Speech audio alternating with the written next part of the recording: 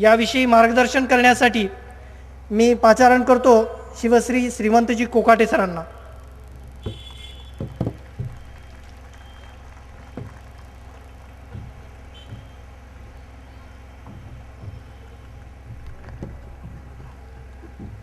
राजमाता जिजाऊस प्रथमतः विनम्र अभिवादन. या जगातील माणूस सुखी आनंददायी राहावा यासाठी ज्या ज्या महापुरुषांनी प्रयत्न केले त्या सर्व महामानवांना विनम्र अभिवादन. सन्मान्य विचारपीठावरती स्थानापन्न झालेले आमचे मार्गदर्शक आणि ज्यांच्यामुळं माझ्यासारखे लाखो मराठे या महाराष्ट्रामध्ये आणि देशभर तयार झाले ते आमचे प्रेरणास्थान आदरणीय खेडेकर साहेब. केवळ भारतात नव्हे तर जगामध्ये प्रबोधनाच्या माध्यमातून छत्रपती शिवाजी महाराज, महात्मा फुले, शाहू महाराज, बाबासाहेब आंबेडकरांचा विचार पेरणारे आणि जगातील बहुजन संघटित करण्यासाठी अहोरात्रपणे प्रयत्न करणारे वामन मेश्राम साहेब, ज्यांच्या संशोधनामुळे, लेखनामुळे, प्रबोधनामुळे आणि कामामुळे आपल्या सोलापूरमध्ये शांतता प्रस्थापित झाली आणि देशभर छत्रपती शिवाजी महाराज, शाहू महाराज, महात्मा फुले, बाबासाहेब आंबेडकरांचा विचार पोहोचला. विशेषतः मुस्लिम समाजामध्ये त्या आदरणीय ॲडव्होकेट गाजीउद्दीन साहेब, विचार मंचावरती उपस्थित असणारे सर्व मान्यवर मंडळी, बांधवांनो आणि भगिनीनो, या ठिकाणी वकील साहेबांनी लिहिलेल्या पुस्तकाचं प्रकाशन खेडेकर साहेब, मेश्राम साहेब आणि सर्व मान्यवरांच्या हस्ते या ठिकाणी झालेलं आहे.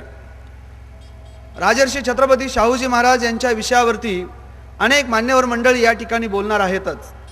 मी आपला अधिक वेळ घेणार नाही, फक्त मी काही महत्त्वाचे मुद्दे आपल्या पुढे ठेवणार आहे.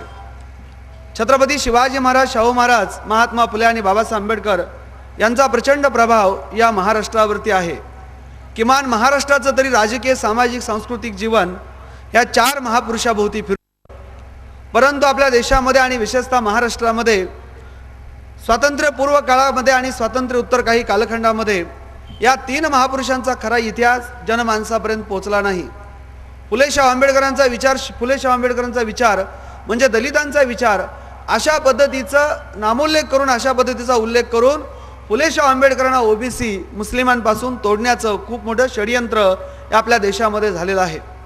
म्हणजे फुले शाहू आंबेडकरांचा उल्लेख पाठ्यपुस्तकामध्ये, कथेमध्ये, कादंबरीमध्ये, चित्रपटामध्ये ज्या वेळेस येतो त्यावेळेस दलितांचे देते, दलितांचे महापुरुष, दलितासाठी हे केलं, दलितासाठी ते केलं, म्हणजे वर्गामध्ये असणारे मराठा, माळी, धनगर, मुसलमान या मुलांना वाटावं फुले शाहू आंबेडकर म्हणजे दलितांचे नेते. मग 14 एप्रिल असेल, 26 जून असेल किंवा 11 एप्रिल यावेळी दलित आणि हे फुले शाहू आंबेडकर बघून घेतील, अशा पद्धतीचं विष पेरण्याचं काम या महाराष्ट्रामध्ये झालं. विशेषतः राजर्षी छत्रपती शाहू महाराजांवरती खूप अन्याय झाला.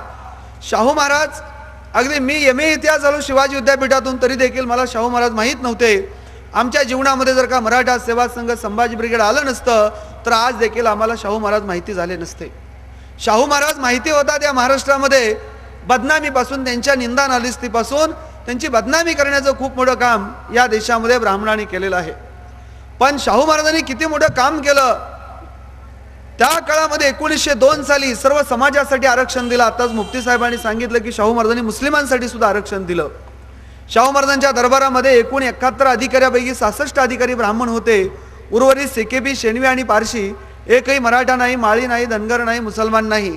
शाहू महाराजांनी 1902ला आरक्षणाची घोषणा केली आणि हे केवळ महाराष्ट्रातील आरक्षण नव्हे, भारतातील नव्हे तर जगातील पहिले आरक्षण कोणी दिलं?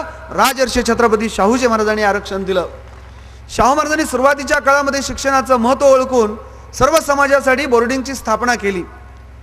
आता शाहू महाराजांवरती आरोप करणारे काही अतिशहाणे लोक आहेत की शाहू महाराजांनी जैन बोर्डिंग, मुस्लिम बोर्डिंग, मराठा बोर्डिंग, दलित बोर्डिंग या बोर्डिंगची स्थापना करून जातीची भिंत निर्माण केली असे सांगणारे काही अतिशहाणे लोक या देशामध्ये आहेत. या जातीच्या बोर्डिंग स्थापन करण्यापूर्वी शाहू महाराजांनी सुरुवातीला एक बोर्डिंग स्थापन केली होती. ती सर्व जाती धर्मासाठी बोर्डिंग होती, एकच बोर्डिंग होती. पण शाहू महाराजांनी 2 वर्ष पाहिलं की या बोर्डिंगमध्ये शिकणारे, पास होणारे विद्यार्थी सगळे जोशी, कुलकर्णी, देशपांडेच आहेत. एकही मराठा नाही, दलित नाही, मुस्लिम नाही. आपण तर प्रवेश सगळ्या मुलांना देतो, मग या बोर्डिंगमधून उत्तीर्ण होणारी मुलं फक्त ब्राह्मणच कशी? हा शाहू महाराजांनी शोध घेतल्यानंतर महाराजांच्या लक्षात आलं या ठिकाणचे शिक्षक, अधीक्षक हे बहुजनांच्या आणि मुस्लिमांच्या मुलांना त्रास देऊन पळवून लावतात आणि त्यामुळे परीक्षेला बसणारे फक्त ब्राह्मणच असतात. हे लक्षात आल्याबरोबर शाहू महाराजांनी मराठा बोर्डिंग, जैन बोर्डिंग, दलित बोर्डिंग, मुस्लिम बोर्डिंगची स्थापना कोल्हापूर या ठिकाणी केली आपण जर दसरा चौकामध्ये गेलात तर त्या ठिकाणची भव्य आणि सुसज्ज इमारत, दगडी इमारत मुस्लिम बोर्डिंगची आपल्याला दिसेल. म्हणजे कोल्हापूरची ओळख त्या काळामध्ये जगामध्ये बोर्डिंगची जननी अशी होती आणि ती स्थापना शाहू महाराजांनी केली होती. म्हणजे ज्या राजाला बदनाम केलं तो राजा किती पुरोगामी, सर्जनशील आणि रचनात्मक काम करणारा होता हे आपल्या लक्षात आलं असेल. शाहू महाराजांची बदनामी झाली मधल्या काळामध्ये, पण आज उर्दूमध्ये शाहू महाराजांचं चरित्र आलं म्हणजे शाहू महाराजांचं काम केवळ महाराष्ट्रापुरतं नव्हे तर देशापुरतं आणि जगापुरतं आहे हे वकील साहेबांनी या ठिकाणी दाखवून दिलेलं आहे. वकील साहेबाचं काम हे ऐतिहासिक काम आहे. शाहू महाराजांची केलेली निंदा नालस्ती याच्या लेखणीच्या माध्यमातून बदला घेण्याचं खूप मोठं ऐतिहासिक काम वकील साहेबांनी केलेलं आहे. हे खूप मोठं ऐतिहासिक काम आहे. मी अधिक वेळ बोलणार नाही. या ठिकाणी मान्यवर मंडळ आपले मार्गदर्शन करणार आहेत. बांधवानो भगिनीनो, शाहू महाराजांवरती बोलावं, शिवाजी महाराजांवरती, महात्मा फुलेंवरती का वकील साहेबांवरती बोलावं असा हा समारंभ आहे. 2002ला आपल्या सोलापूर शहरामध्ये दंगल झाली, हिंदू मुसलमान दंगल झाली. अनेक निरपराध लोकांचे प्राण गेले, त्यामध्ये गैरसमजाचं वातावरण निर्माण झालं. या देशामध्ये अनेक दंगली झाले हिंदू मुसलमान. त्यावेळेस बळी जातो तो मराठा, माळी, धनगर, जाट, पटेल, यादव, कुर्मी, कायस्था, आगरी, रेड्डी, सुतार, लोहार, कुंभार, मुसलमान. म्हणजे ज्या वेळेस दंगल होते आपल्या देशामध्ये त्यावेळेस दंगलीमध्ये एकही भट मरत नाही.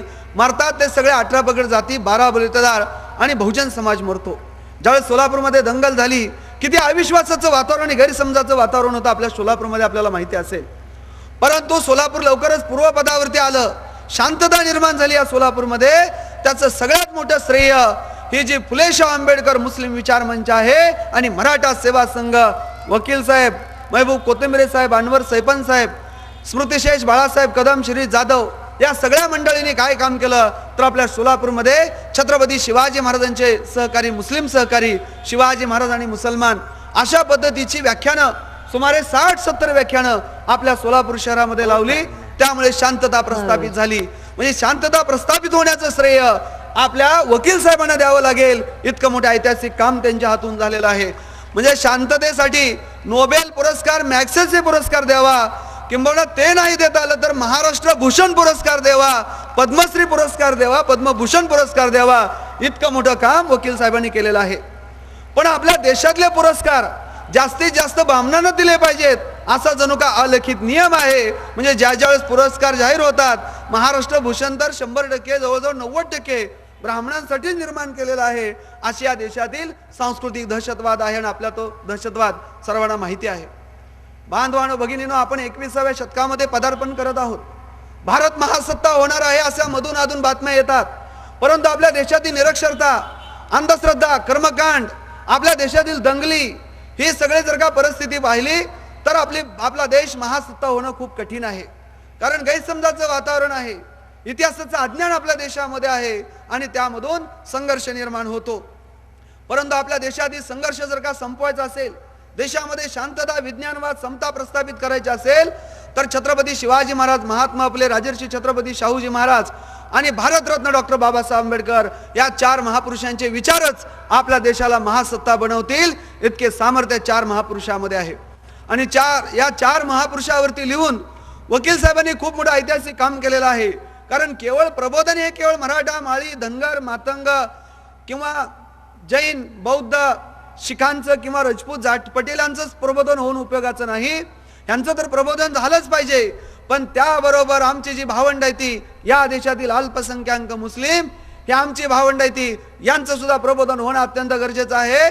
या समूहाचं प्रबोधन नाही झालं तर याचा फायदा ब्राह्मणी व्यवस्थेला होतो. या देशातील मोठ्या असणाऱ्या मुस्लिम भावंडाचं प्रबोधन करण्याचं, लेखणीच्या माध्यमातून प्रबोधन करण्याचं ऐतिहासिक काम वकील साहेबांनी केलेलं आहे. शाहू महाराजांच्या काळातील संघर्ष, महात्मा फुलेंच्या काळातील संघर्ष आणि भारतरत्न डॉक्टर बाबासाहेब आंबेडकरांच्या आणि शिवाजी महाराजांच्या काळातला संघर्ष जर का पाहिला तर आपल्या देशामध्ये वर्तमानपत्र उघडलं, कोणताही चित्रपट पहा, पाठ्यपुस्तकं पहा, या देशातला संघर्ष म्हणजे हिंदू मुसलमान संघर्ष. म्हणजे मध्ययुगीन काळातील इतिहासाची मांडणी देखील अशीच आहे. या देशातला संघर्ष म्हणजे हिंदू मुसलमानाचा संघर्ष, आदिलशाही, निजामशाही, मुघलशाही, बरीचशाही आणि त्याविरुद्ध हिंदू अशा पद्धतीचा संघर्ष रंगवला जातो. परंतु आपल्याला 1 मिनिटामध्ये मी आपल्याला शिवकाळाचं उदाहरण सांगतो की छत्रपती शिवाजी महाराजांचा कालखंड 1630 ते 1680 या काळातला संघर्ष जर का हिंदू मुसलमान संघर्ष असता तर त्या काळातील सगळ्यात महत्त्वाचा ग्रंथ आणि विशेषतः मराठा संतांनी लिहिलेला ग्रंथ आहे तो म्हणजे संत तुकाराम महाराजांची गाथा. शिवाजीराजांचा संघर्ष जर का हिंदू मुसलमान संघर्ष असता तर छत्रपती शिवाजीराजांचे मार्गदर्शक, ज्यांचं मोलाचं मार्गदर्शन छत्रपती शिवाजीराजांना आणि त्यांच्या मावळ्यांना लाभलं, त्यांचं नाव संत तुकाराम महाराज.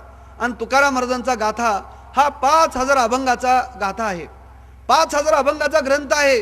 आंतरराष्ट्रीय कीर्तीचा ग्रंथ आहे. शिवकाळातील संघर्ष, हिंदू मुसलमान संघर्ष जर का असता तर संत तुकाराम महाराजांच्या गाथेमध्ये किमान एक तरी अभंग मुसलमानाच्या विरुद्ध असायला हवा होता. एक अभंग सोडा, एक शब्द देखील मुसलमानाच्या विरुद्ध आणि इस्लामच्या विरुद्ध नाही. या उलट इस्लाम धर्म आणि हजरत मोहम्मद पैगंबराचं काम किती मानवतावादी आहे अशी मांडणी संत तुकाराम महाराजांनी केलेली आहे. म्हणजे मुसलमानाच्या विरुद्ध एकही अभंग तुकाराम महाराजांचा नाही, पण किमान 100 अभंग ब्राह्मणांच्या विरुद्ध संत तुकाराम महाराजांचे आहेत. अभक्त ब्राह्मण जवळ त्याचे तोंड काय त्याशी रांड प्रसवली, तुका म्हणे ऐशे लंड त्याच्या अनोनी फोडा तोंड, तुका म्हणे गाडवल्या का जेथे दिसल तिथं ठोका, पंडित म्हणता थोर सुख परी पाहता अवघा मूर्ख, ऐसे कैसे झाले बोंधू कर्म करुणी म्हणती साधू, अंगा लावून या राख डोळे झाकून करती पाप, दावी वैराग्याची कळा भोगी विषयांचा सोळा, तुका म्हणे सांगो किती जळो तयाची संगती, भट ब्राह्मणाची संगत सोडा. हेच तुकाराम महाराजांनी पुन्हा पुन्हा आणि अनेक अभंगाच्या माध्यमातून गाथ्याच्या द्वारे सांगितलेलं आहे. म्हणजे शिवकाळातील संघर्ष हिंदू मुसलमान संघर्ष नाही. या उलट छत्रपती शिवाजीराजांचा संघर्ष ब्राह्मणी धर्माच्या विरुद्ध होता, विषमतेच्या विरुद्ध होता. म्हणून त्यांनी दुसरा राज्याभिषेक करून ब्राह्मणी धर्मव्यवस्थेचा संबंध तोडला आणि सत्य धर्माच्या शिवधर्माच्या माध्यमातून आपल्या अनुयायांना मुक्त करण्याचं ऐतिहासिक काम छत्रपती शिवाजीराजांनी केलं. तेच काम महात्मा फुले यांनी केलं. महात्मा फुलेंचा संघर्ष हा ब्राह्मणी व्यवस्थेच्या विरुद्ध संघर्ष आहे. मग महात्मा फुले यांनी 24 सप्टेंबर 1873 सत्यशोधक समाजाची स्थापना केली, सत्य धर्माची स्थापना केली. ब्राह्मणांचा आणि आमचा धर्म एक नाही हे महात्मा फुलेंनी कृतीद्वारे दाखवून दिलं. राजर्षी छत्रपती शाहू महाराजांनी हेच काम केलं. शाहू महाराज ज्यावेळेस 1899 साली पंचगंगेच्या तीरावरती वकील साहेबांनी पुस्तकामध्ये लिहिलेलं आहे, लिहिलेलं असणार, मला काही उर्दू येत नाही, भाषा अनेक आल्या पाहिजे. जगामध्ये जर का यशस्वी व्हायचं असेल तर त्यांना अनेक भाषा आल्या पाहिजेत. ज्याला अनेक भाषा येतात तो प्रशासनातला, राजकारणातला, उद्योग क्षेत्रातला नेता होतो आणि ज्याला फक्त एकच भाषा होते तो हमाल किंवा मजूर होतो. या देशातील बहुजन समाज हमाल आणि मजूर व्हावा यासाठी ब्राह्मण नेते नेहमी मातृभाषेचे गोडवे गातात आणि मराठी अस्मिता जागवण्याचं काम करतात. पण त्यांची मुलं आणि नातवंड कॉन्व्हेंटच्या शाळेमध्ये शिकतात. परंतु जगामध्ये जर का यशस्वी व्हायचं असेल तर मराठी आली पाहिजे, कन्नड आली पाहिजे, तेलुगू आली पाहिजे, उर्दू आली पाहिजे, इंग्रजी आली पाहिजे. या मताचा मी आहे. मराठी भाषेवरती कशा पद्धतीनं फारसी आणि अरबी भाषेचा प्रभाव आहे. अहो, साहेब हा शब्द मराठी नाही, साहेब हा शब्द अरबी शब्द आहे. पण राज ठाकरेला आणि बाळ ठाकरेला बाळासाहेब आणि राजसाहेब म्हटलं तर त्यांच्या नाही म्हटलं तर त्यांच्या अनुयायांना राग येतो. पण साहेब हा शब्द मराठी नसून अरबी शब्द आहे. पेशवा हा शब्द फारसी आहे. हवालदार, किल्लेदार, वतनदार, फत्तेसिंग, सर्जेराव, दर्या सारंग, दौलत खान हे फारसी शब्द आहेत. आमदार आणि खासदार हे दोन्ही शब्द फारसी अरबी संमिश्र शब्द आहेत. आम हा फारसी शब्द आहे आणि दार हा अरबी शब्द आहे. खास हा फारसी शब्द आहे आणि दार हा अरबी शब्द आहे.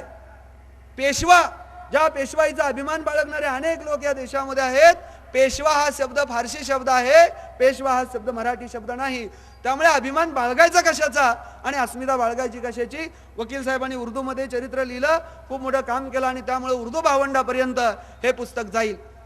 म्हणून राजर्षी छत्रपती शाहूजी महाराज प्रतिवर्षाप्रमाणे पंचगंगेच्या तीरावरती 1899ला अभ्यंग स्नानासाठी गेले. तेव्हा त्यांच्या पगारावरती जगणारा नारायण भटजी पूर्णोक्त मंत्र म्हणत होता. शाहू महाराजांनी आणि त्यांच्या सहकाऱ्यांच्या लक्षात आल्यानंतर त्यांनी विचारलं की बाबा हे राजा आहेत, तू वेदोक्त मंत्रपठण का करत नाही, तू पूर्णोक्त मंत्रपठण का म्हणतो. तर त्यावेळेस तो म्हणाले शूद्र आहेत. परशुरामाने पृथ्वी 21 आणि क्षत्रिय केले असल्यामुळे क्षत्रियच उरला नाही, ब्राह्मण आणि शूद्र 2च वर्ण उरलेले आहेत, त्यामुळे शूद्राला राजा होण्याचा अधिकार नाही. परशुरामाने पृथ्वी 21 वेळा निक्षत्रिय केली. समजा परशुरामाने जर का पृथ्वी 21 वेळा निक्षत्रिय केली असती तर जगामध्ये 100% ब्राह्मण पाहिजेत. पण परशुरामाची कथा खोटी आहे. या देशातल्या बहुजन समाजाला नालायक ठरवण्यासाठी आणि स्त्रियांची बदनामी करण्यासाठी ही परशुरामाची कथा आलेली आहे. ही कथा खोटी आहे. मग शाहू महाराजांच्या पगारावरती जगणारा तो भटजी म्हणाला तुम्ही शूद्र आहात, तुम्हाला वेदाचा अधिकार नाही. शाहू महाराज म्हणाले माझे राजे छत्रपती शिवाजी महाराज यांना राज्याभिषेक झाला, मी त्यांचा वंशज आहे, मला अधिकार मिळायला हवा. तेव्हा तो नारायण भटजी आंघोळ न करता येणारा, महाराजांच्या पगारावरती जगणारा, त्याच्यासह टिळक सुद्धा शाहू महाराजांना म्हणाले की शिवाजीराजांना आम्ही तात्पुरती सवलत दिली होती राज्याभिषेकापुरती, तुम्हाला ती सवलत नाही. शिवरायांसारख्या युगपुरुषाला सवलत देणारे टिळक कोण? म्हणजे यांचा उर्मटपणा किती शिगेला पोचला होता आपल्या लक्षात येईल. शाहू महाराजांच्या लक्षात आलं की आपल्याला जर का या धर्माचे वैदिक परंपरेचे अधिकार नसतील तर त्यांचा आणि आमचा धर्म एक नाही. म्हणून शाहू महाराजांनी 1920 ला स्वतंत्र धर्माची स्थापना केली आणि त्या धर्मपीठावरती सदाशिव लक्ष्मणराव पाटील फर्ग्युसन महाविद्यालयामध्ये तत्वज्ञान विषय घेऊन विद्यापीठामध्ये गोल्ड मेडल मिळवणारे सदाशिव लक्ष्मणराव पाटील यांना धर्मपीठाचं प्रमुख केलं. 1920 साली क्षात्र जगद्गुरु पीठ निर्माण केलं. म्हणजे शाहू महाराजांनी कृतीतून ब्राह्मणांचा आणि आमचा धर्म एक नाही म्हणून धर्माची स्थापना केली. भारतरत्न डॉक्टर बाबासाहेब आंबेडकरांनी 14 ऑक्टोबर 1956 ला वैदिक ब्राह्मणी परंपरेचं नातं तोडलं आणि या देशातील कष्टकरी, श्रमकरी, शेतकरी, 18 पगड जाती, 12 बलुतेदारांचा मूळचं तत्वज्ञान आणि मूळचं घर तथागत गौतम बुद्धाच्या मार्गाने बाबासाहेब घेऊन गेले. मग शिवाजीराजांनी वैदिकतेचं नातं तोडलं. 24 सप्टेंबर 1674 ला दुसरा राज्याभिषेक केला. महात्मा फुलेंनी सत्य धर्माची स्थापना केली. शाहू महाराजांनी मराठा धर्माची स्थापना करून ब्राह्मणी व्यवस्थेचं नातं तोडलं आणि बाबासाहेब आंबेडकरांनी देखील 14 ऑक्टोबर 1956 ला या ब्राह्मणी धर्माचं नातं तोडलं. या 4 महापुरुषावरती लिहून वकील साहेबांनी खूप मोठं ऐतिहासिक काम केलेलं आहे. त्यांना आणि त्यांच्या सर्व सहकार्यांना शुभेच्छा देऊन या ठिकाणी थांबतो. धन्यवाद. जय जिजाऊ, जय शिवराय.